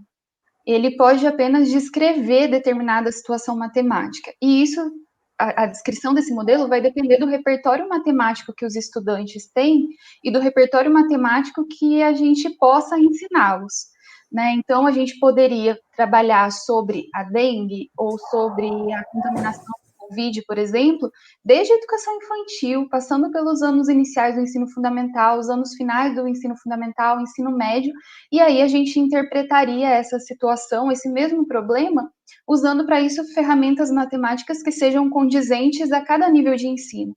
É o que a gente vai poder ver aqui nos nossos encontros, né, nas próximas semanas. Semana que vem a gente vai falar sobre a modelagem matemática no ensino fundamental. E qualquer atividade de modelagem, em qualquer atividade de modelagem, o modelo estará lá. Mas esse modelo ele poderá ser um desenho, como a professora Ana e o professor Matheus vão falar para a gente, quando eles trabalham com modelagem matemática na educação infantil, ele pode ser uma maquete, ele pode ser uma representação geométrica de determinada situação, né? Então, assim, a gente pode visar um modelo, mas a gente precisa negociar o que a gente entende por modelo matemático, né? Dependendo do repertório matemático das crianças, por exemplo, na educação infantil, a gente não vai ser capaz de criar modelos que façam grandes previsões, coisa que a gente pode fazer, de repente, no ensino médio, no ensino superior ou no ensino fundamental, dependendo da situação, da problemática da qual a gente esteja tratando. Eu vejo que tudo está relacionado aos propósitos com que a gente vai desenvolver as experiências nos distintos contextos, né? E aí, quando a gente tem uma perspectiva de desenvolver na verdade, o propósito de desenvolver uma prática com modelagem matemática para ensinar matemática, trabalhar com matemática nesse sentido, de certa forma, a gente tem uma flexibilidade da compreensão sobre o que vem a ser modelo, né? E como a Bárbara disse, então nós temos diferentes formas de representar determinados fenômenos. E essa flexibilidade aí em relação a esse modelo nos permite discutir outras coisas que vão além de estabelecer apenas um modelo, né? A gente consegue extrapolar essa ideia de se centrar sobre o modelo, né? Não que na matemática aplicada você não faça isso, né? Porque você consegue, a partir do modelo, estabelecer previsões, você consegue retomar alguns parâmetros, né? E fazer essa discussão. Mas, pensando no contexto da educação, quando você vai fazer uma experiência com modelagem, o propósito é formativo, né? Então, a gente são propósitos distintos. E aí decorre a compreensão do que vem a ser um modelo, né? Para atender esse propósito. Eu estava fugindo das perguntas, tá? Posso retomar a pergunta, que era sobre quando o objetivo é a construção do modelo, se a gente não está no âmbito da matemática aplicada, né? Então, a Juliana falou sim, né? Então, na matemática aplicada, o objetivo, sim, é a obtenção de um modelo para a compreensão de uma determinada situação, certo?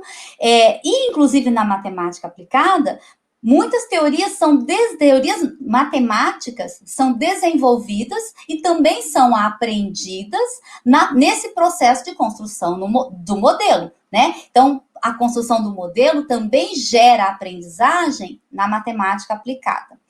Agora, na sala de aula, o objetivo principal é ensinar e aprender matemática. Se nesse processo ocorre a construção de um modelo, ótimo. Nós estamos caminhando no mesmo sentido que a matemática aplicada, que ela sim objetiva a construção de um modelo, mas o nosso foco é aprender e ensinar matemática.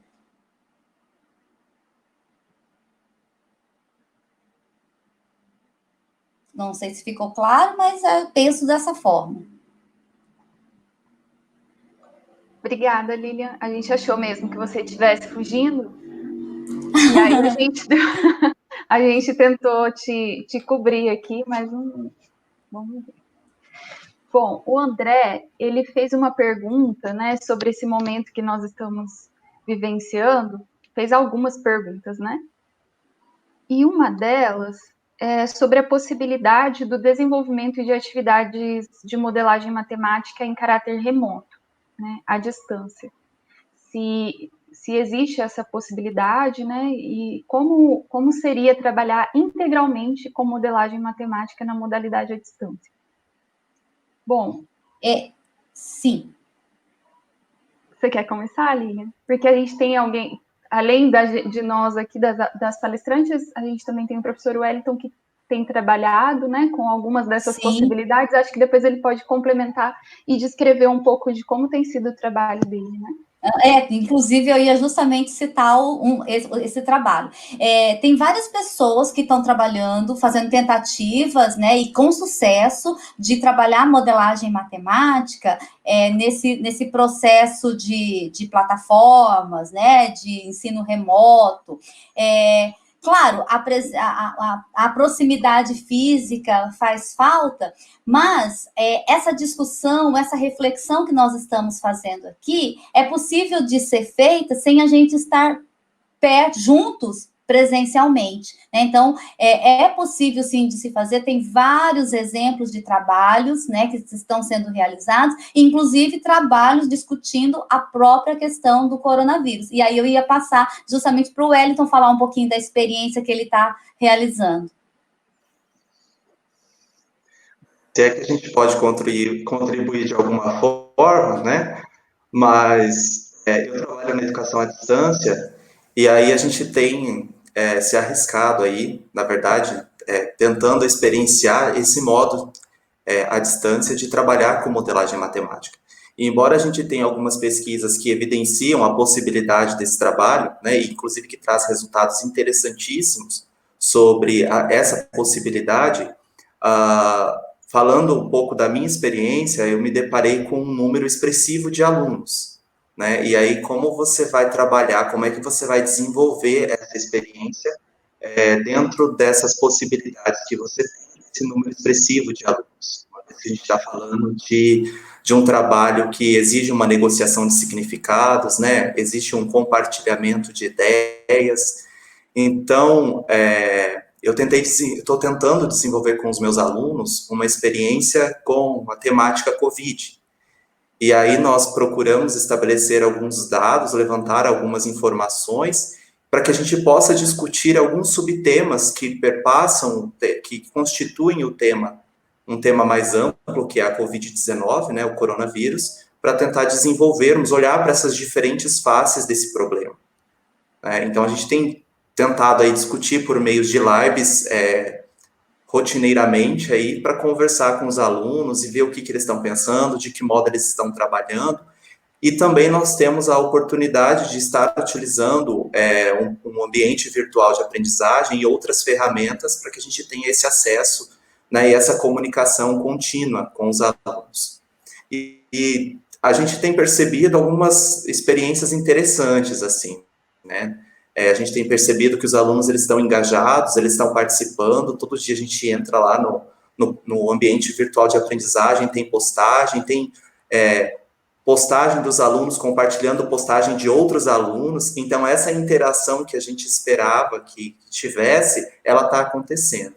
Então, assim, dentro do repertório de experiência que ainda eu considero muito pouco, né, para falar com propriedade sobre modelagem matemática na educação à distância, eu tenho avaliado como bastante positivo, assim, pelo engajamento que os alunos estão tendo e pela preocupação que eles estão tendo, uma vez que a gente não tem essa possibilidade de estar ali fisicamente com eles, né? Mas a gente tem destacado, assim, alguns pontos positivos e que, para nós, evidencia a possibilidade de desenvolvermos esse trabalho. Sim. Então, queria complementar, né, que nesse momento em que a gente não pode estar presencialmente conversando com o grupo, com o colega e com o professor, como comumente as atividades de modelagem, né, eram desenvolvidas até então. Por outro lado, por conta dessas tecnologias e dessas ferramentas, nós estamos aprendendo e buscando formas para representar as nossas ideias, para expressarmos as nossas ideias, né? Seja pelo WhatsApp, seja por vídeo, seja por chat. Então, e se a gente for pensar, né, que um modelo é uma representação de uma situação, então aprender a representar, né, aprender a falar sobre o problema é o primeiro passo nesse processo de formulação de um modelo. Né? Então, nesse sentido, a gente tem muita coisa que nós estamos aprendendo por meio desse ensino remoto, né? E a modelagem também se beneficia dessas tecnologias nesse sentido, quando a gente pensa nesse processo de formação humana, nesse processo de reflexão, nesse processo de investigação.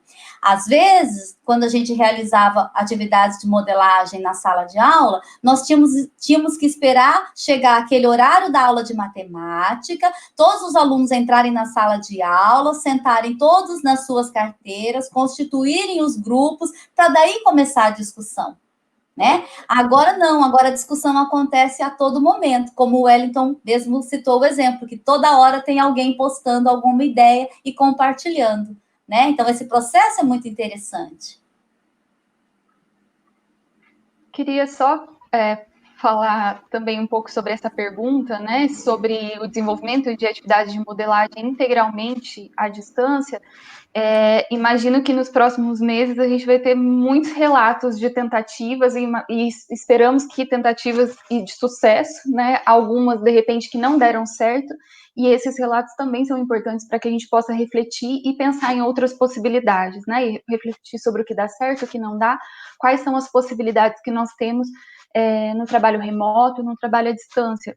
Mas acho que uma coisa importante para a gente destacar é que, mesmo trabalhando de forma remota com modelagem matemática, a gente não pode perder a essência dela, né? Que são os processos de investigação e problematização de temas que têm referência na realidade, né? A gente não pode tentar cercear tanto esse processo de modo que ele se aproxime de uma atividade de matemática tradicional. Então, mesmo que de forma remota, né, na descrição do trabalho e das ações do Wellington, né, ele deixou isso bem claro, e acho que é uma coisa que a gente tem que pensar sempre, de não deixar com que a modelagem perca a sua essência nesse processo, né, que não se torne uma atividade tradicional.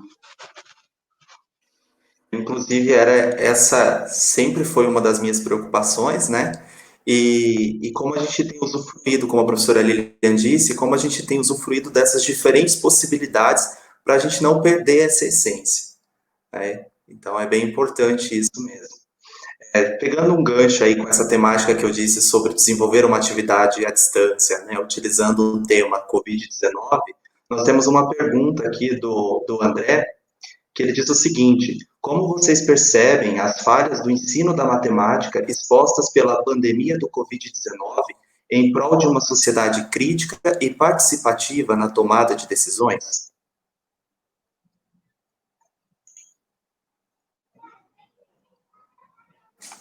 Vou deixar para a Juliana essa, vou passar. Agora a conexão de todo mundo cai depois dessa pergunta. Ai, ai. Bom, pessoal, vou falar um pouquinho baseado no ensino superior, né, que é onde eu atuo aí.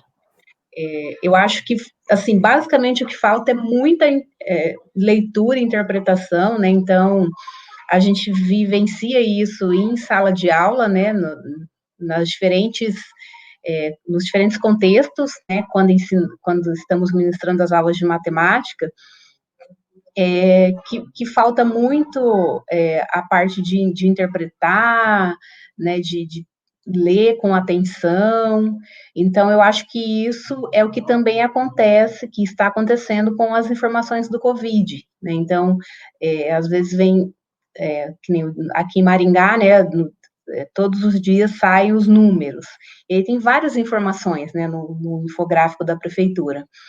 Mas, aí, assim, cada um, às vezes, olha só o que convém e como convém, né? Então, e a gente vive isso em sala de aula, né? Eu ministro cálculo numérico, matemática, as disciplinas de cálculo, e, às vezes, assim, se você dá uma coisa que o aluno tem que ler um pouquinho, né, extrair os dados, as informações, fica bem difícil, às vezes, porque eles não fazem ou não querem, ou às vezes têm dificuldade, né? Então tem vários contextos, mas eu acho que vem à tona, né, e a gente sempre comenta isso lá na UFPR, né, com a Bárbara e outras amigas que a gente sempre está junto, essa questão da interpretação mesmo, né? Tem outras dificuldades por trás, mas eu acho que ler, interpretar é algo que é um desafio na matemática. Eu vou complementar aqui a fala da Juliana, indo mais para um sentido político da pergunta, político-social da pergunta, né?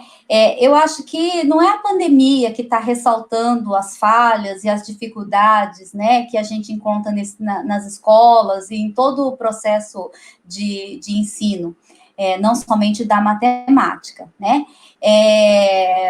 Mas os professores estão mostrando o seu potencial, não somente em ensinar, mas o seu potencial humano, né? Eles estão tendo que buscar recursos aonde eles nem sabiam que existiam. Mas os alunos também estão buscando diferentes formas de aprender. E esse momento, então, nesse sentido, está mostrando para todos, professores, pais, a sociedade, né, que a responsabilidade em aprender é de todos, não somente do professor e da escola. A responsabilidade em aprender é também do aluno.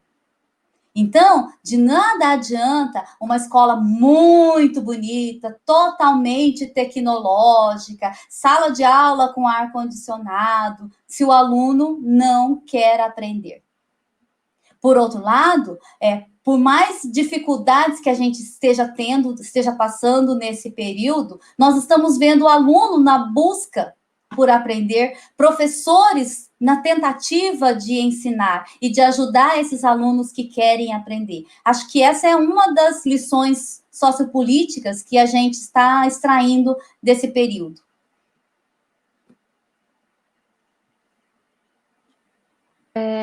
A pergunta dele é bem difícil, né? Bem complexa. Eu quase fingi que a minha tela travou aqui, mas eu acho que a gente poderia também abordar as respostas para essa pergunta por dois caminhos, né? A primeira é como nós temos ensinado matemática. E eu acho que a pandemia e esse momento de atividades remotas traz isso muito à tona. Então, as dificuldades que nós estamos tendo com o trabalho remoto, ele se limita às dificuldades técnicas, porque os nossos estudantes não têm acesso à internet, e aí a gente expôs toda essa desigualdade social do país e tudo mais. Então, essas nossas dificuldades se limitam a isso, a esses problemas técnicos, ou não, elas são superiores. A gente percebeu que para ensinar matemática não basta apenas saber conceitos matemáticos. A gente precisa pensar em milhares de outras coisas que, de repente, de uma forma remota, seja muito mais difícil. Por exemplo, as relações afetivas, as relações entre os estudantes numa aula de matemática, entre professor e estudantes numa aula de matemática. Então, acho que esse momento trouxe à tona de uma forma gritante, né, todas essas questões. Então, mesmo quem nunca parou para pensar sobre o que ensinar, como ensinar, por que ensinar matemática, né, isso está sendo escrachado. Está todo mundo tendo que pensar nisso, né, por um caminho ou por outro. E a segunda questão é para que temos ensinado matemática? E aí, a resposta para essa pergunta vai ao encontro da fala da professora Juliana. E também ao encontro da fala da professora Lucilene no nosso primeiro encontro. A gente tem ensinado matemática para que os nossos estudantes sejam inseridos no mercado de trabalho e só, ou a gente tem ensinado matemática com base numa perspectiva libertadora, para que quando eles vejam os gráficos sobre o número de contaminados em Maringá ou nos diferentes lugares do país, né, que a gente tem participantes aqui hoje, a gente perceba as consequências da falta do distanciamento social e tudo mais. A gente está ensinando matemática para que nós, os nossos estudantes, sejam capazes de intervir nos debates sociais por meio dessas ferramentas matemáticas, ou a gente tem se limitado a ensiná-la de forma técnica. Então, eu penso que a pandemia e a obrigatoriedade, no caso do Paraná e na maior parte dos estados brasileiros, trouxe à tona são essas reflexões. Se a gente já pensou em si em algum momento da vida ou não, agora a gente está sendo obrigado a pensar, para além de todas as outras questões que dizem respeito à situação social, às desigualdades sociais no Brasil e tudo mais.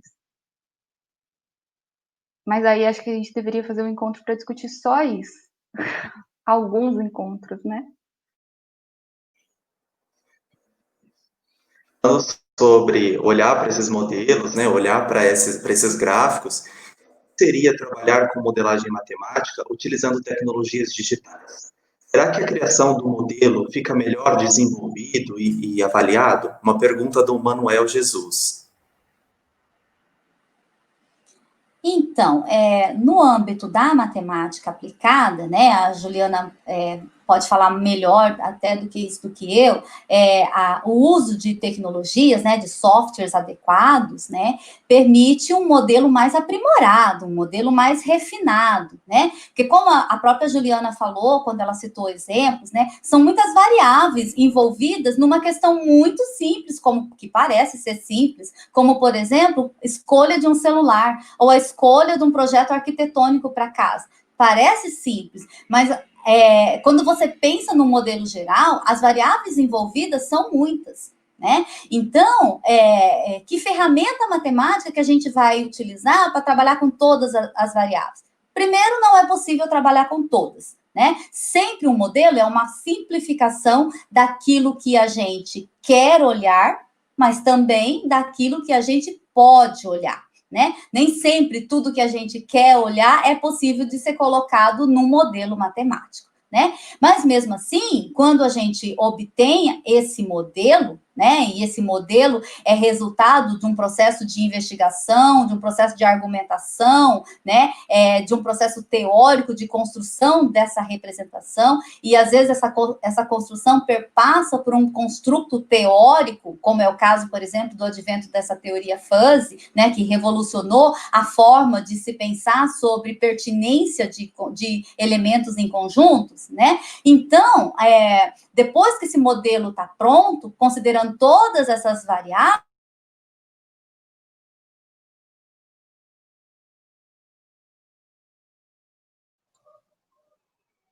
Acho que a conexão da Lilian caiu e não caiu na melhor pose dela. Ju, você pode continuar, por favor? Sim. Bom, então eu vou falar um pouquinho, né, sobre a ótica aí da matemática aplicada, que eu trabalho, oriento algumas alunas de iniciação científica, e dentre elas uma de ensino médio, né, que a gente fazia muitas reuniões presenciais no ensino médio da cidade de Mandaguari, né, que é do lado de Jandaia do Sul, onde é o campus da UFPR, e com a pandemia, o distanciamento, a gente tem trabalhado com reuniões online, né? E ela trabalha, ela estuda o problema da coleta de resíduos, tanto sólidos quanto os recicláveis, lá de Mandaguari, né? Né, levando em conta o repertório matemático, né, de um aluno do segundo ano do ensino médio, não teria como eu propor algo tão complexo em termos de modelos, né? Então, o que a gente fez foi ela utilizar a teoria de grafos, que é algo que ela viu, assim, superficial, aí foi estudar um pouco mais a fundo para fazer o projeto, e aí, então, verificar essa questão, né, como que, a partir da teoria de grafos e das rotas que os caminhões de coleta fazem, como que a gente poderia gerar economias no processo de coletas, né, então, esse é um problema que ela está estudando, então, a gente manteve mesmo de forma online, e o modelo, ele está ficando bem legal, a ideia principal dela, né, é a conscientização da população quanto à questão da coleta dos resíduos, né, sólidos, recicláveis, então a separação dos lixos e tal,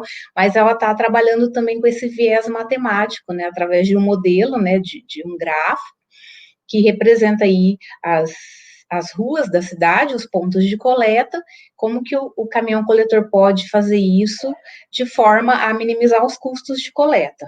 Então, esse é um trabalho que está sendo desenvolvido, né, com isso em ensino médio, e tem tido resultados legais, apesar da gente ter que fazer isso via tecnologias, né, e como a professora Lilian estava falando, na matemática aplicada, o uso de softwares, ele já é bem comum, por conta, né, que a gente precisa resolver um problema que às vezes tem muitas variáveis e é complexo, então a gente recorre aos diferentes softwares existentes.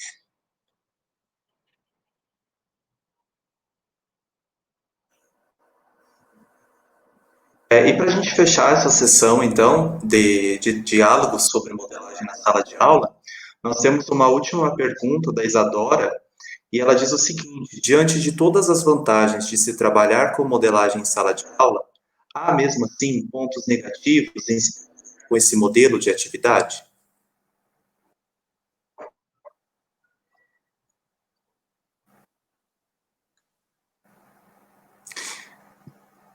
A Ju, o Wellington. Serei cavalheiro. A Ju trabalha com modelagem matemática muito, né, nas suas disciplinas, né, Ju, de cálculo numérico e todas as outras. Como que é essa experiência para os alunos, né?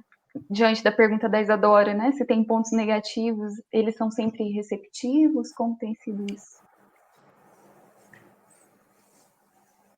Então, bom, pontos negativos com relação à modelagem em sala de aula, acho que talvez a questão não é simples a gente construir, né, criar um modelo, mesmo que seja baseado num problema fictício, né, então, nos meus ICs e até nas aulas de cálculo numérico, a gente sempre começa com um problema pequeno, né, um problema menor, por exemplo, a gente estuda interpolação em cálculo numérico, então, a partir de um conjunto de dados, né, sei lá, de 2000 a 2002, quantidade de chuvas no Paraná, eu quero estimar em um determinado dia em que eu não tenho conhecimento.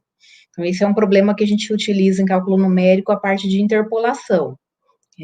Então, para que o aluno construa o modelo e faça via interpolação, tem todo um processo que, às vezes, foge do nosso escopo algumas coisas, né? Então, acho que tem a questão de muito da interpretação, dos dados em si, então, esse é um problema real, então, às vezes, a gente não encontra tantos dados, né, que nos ajudem, e quando eu trabalho com os modelos na pesquisa, né, na iniciação científica, nos TCCs, então, o que a gente precisa, se a gente depende de dados, às vezes, de uma empresa, eu estou vendo isso na pele agora com um aluno de TCC da engenharia de produção, a gente vai ter que mudar o foco do TCC, porque nós não podemos coletar dados nas empresas, né, por conta do distanciamento, e a gente não consegue, né, é um problema de corte que a gente está trabalhando, então, como reduzir perdas nos cortes de materiais,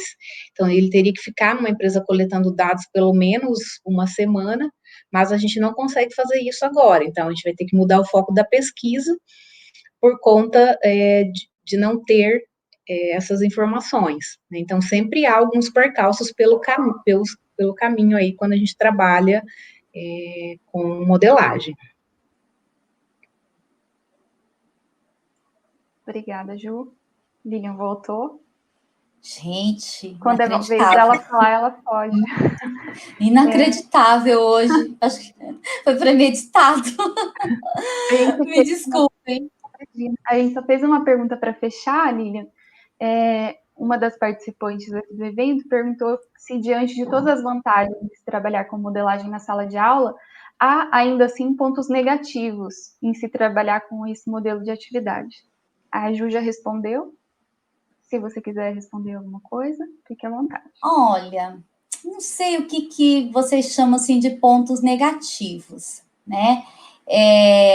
Eu diria assim, dificuldades, né? E dificuldades sempre nós vamos ter, independente da metodologia ou da estratégia que a gente resolva levar para a sala de aula. E dificuldades em todos os aspectos, desde as questões estruturais, as questões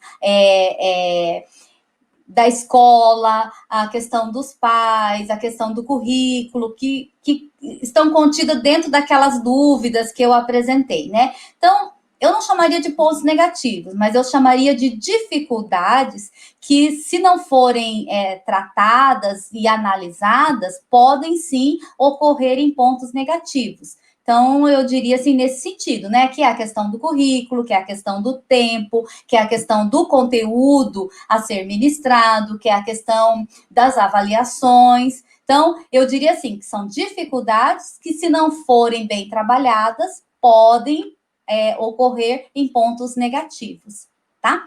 Eu queria só finalizar a pergunta do Manuel, né, sobre o uso de softwares, né? Então, que eu estava dizendo que na matemática aplicada isso é extremamente útil, para não dizer que é necessário, né, para a gente poder avaliar os modelos, né? Agora, na sala de aula, veja, o objetivo é outro, não é a previsão de fenômenos. O objetivo na sala de aula é ensinar e aprender matemática. Então, se nesse processo de ensinar e aprender a tecnologia vier como parceria, vier como um elemento que soma, então, sim, ele colabora na formulação do modelo, olhando sob o viés da aprendizagem da matemática, tá? Então, a gente tem que diferenciar aí a construção de modelos na matemática aplicada e a construção de modelos na sala de aula para o ensino e aprendizagem da matemática. Acho que é isso. Obrigada, Lilian. Obrigada pelas respostas e obrigada pela insistência de voltar para a nossa área. Ai, gente, estou envergonhada estou envergonhada.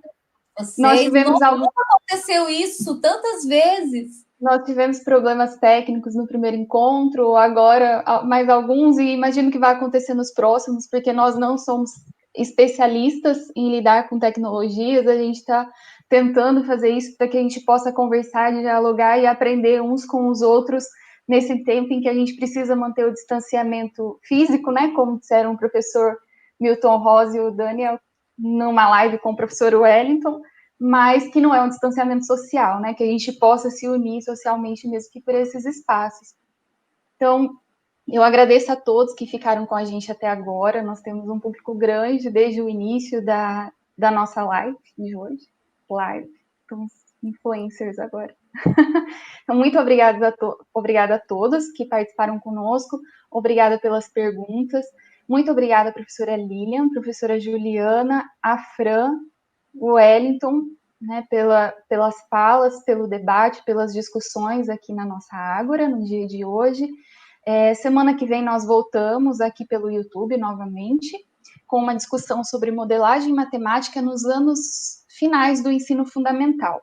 Semana que vem, dia 1º de julho, que será na quarta-feira, nós receberemos aqui a professora Camila Cassoli, que é nossa ex-aluna da UFR de Andaia do Sul e agora mestranda na Unisparc, Campo Mourão, o professor Everson Manrique, professor da Educação Básica do Paraná e também mestrando na UEM, orientando da professora Lilian, e a professora Letícia Trigueiro, que é professora dos anos iniciais do ensino fundamental aqui em Maringá e também mestranda na UEM, também orientada da professora Lilian. Então, muito obrigada a todos que estão assistindo e acompanhando a discussão, obrigada a todos nós que estivemos aqui com conexão, sem conexão, e a gente se encontra na semana que vem. Beijo, pessoal.